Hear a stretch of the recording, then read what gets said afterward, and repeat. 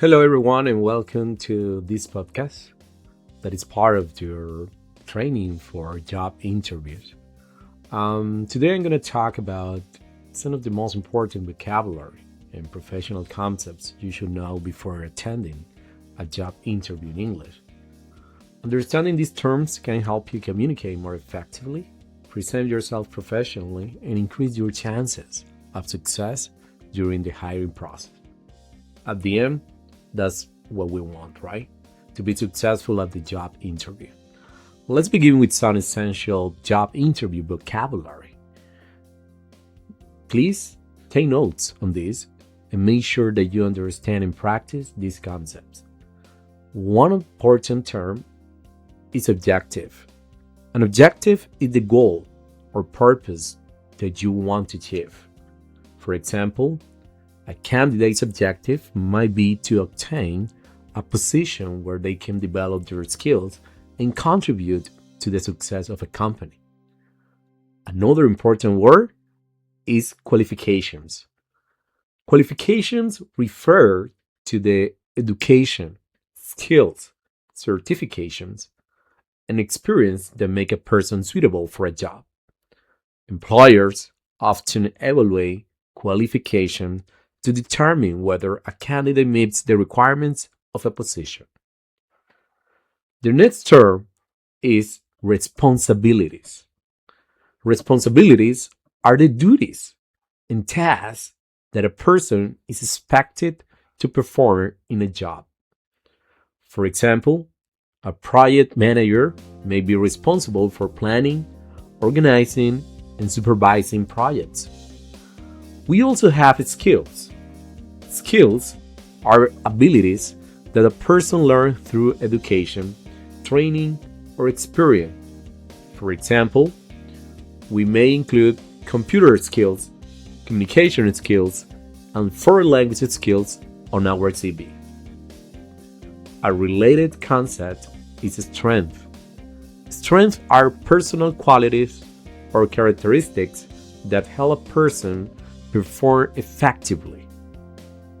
Leadership, creativity, this is one of my favorite ones, adaptability, and attention to detail are common strengths valued by employers. On the other hand, weaknesses.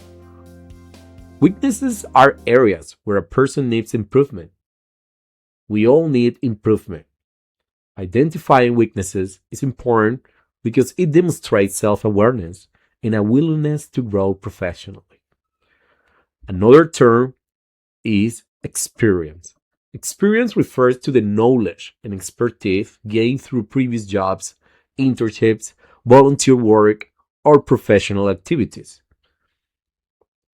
Education includes the formal learning and academic training a person has completed, such as high school, college, university degrees, certifications, or specialized courses, like the one that you are taking right now.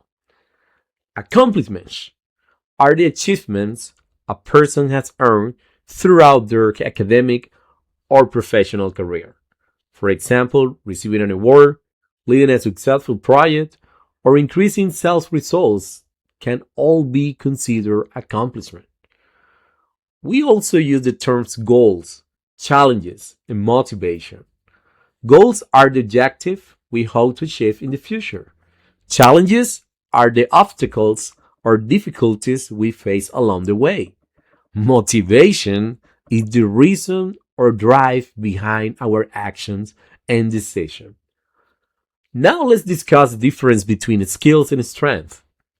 Although many people use these terms interchangeably, they are not the same. Skills are abilities that we learn and develop through practice and experience. For example, speaking English, using Excel, or managing social media platforms are skills. Strengths, however, are qualities that help us excel in what we do. For example, being organized, responsible, or having strong leadership abilities are strengths. Understanding this difference can help you answer interview questions more effectively and present yourself as a well rounded candidate.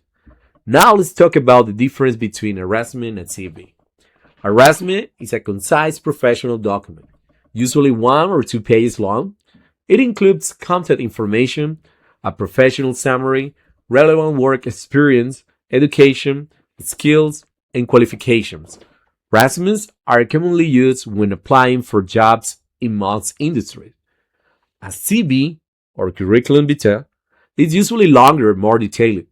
It provides a comprehensive overview of a person's academic background, professional experience, research, publications, certifications, and achievements.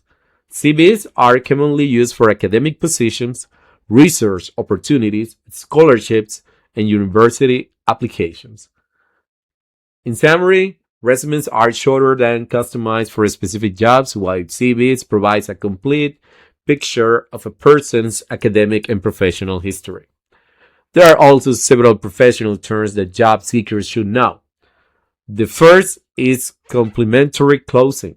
This is the phrase used before signing a formal letter or email, such as sincerely, best regards, or kind regards. Another term is professional experience, which refers to the work experience gained throughout a person's career. This section is usually one of the most important parts of a resume. The term hiring manager refers to the person responsible for selecting and hiring employees for open positions within an organization. Most job seekers are also familiarized with LinkedIn, the world's leading professional networking platform. LinkedIn allows professionals to build connections, showcase their experiences, and discover employment opportunities. That's why at this point of the course, you should have your LinkedIn optimized.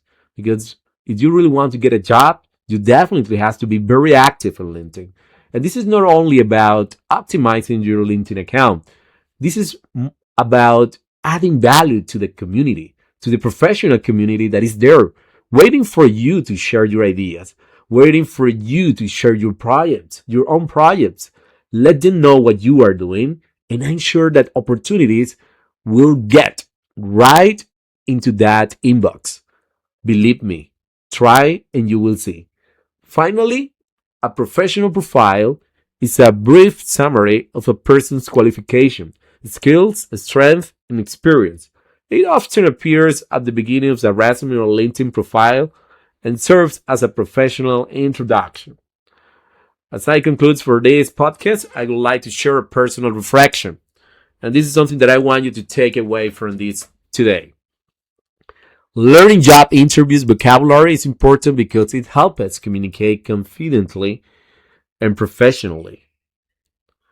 Among all the terms discussed today, I believe qualifications, strength, accomplishments, and motivation are particularly important because they allow us to showcase our value to employers. Understanding the difference between these concepts, for example, resume and CV, has also helped us better prepare for future job applications. Additionally, becoming familiarized with professional terms such as hiring manager and professional profile can make navigating the job search process much easier.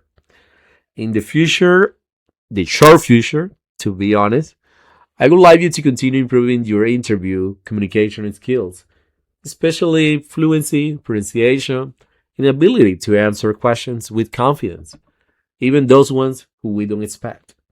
Thank you for listening today. I hope this information helps you feel more prepared and confident for your next job interview in English. Hey, by the way, there is an option that is available on LinkedIn, which you can practice your job interview skills too.